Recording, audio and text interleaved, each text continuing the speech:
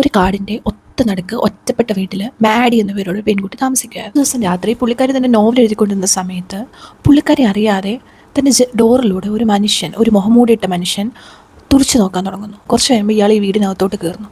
ഇത് വേറെ ആരുമല്ല, ആ നാട്ടിൽ തന്നെ ഒരു ഭീകരനായ സൈക്കോ കില്ലറാണ്.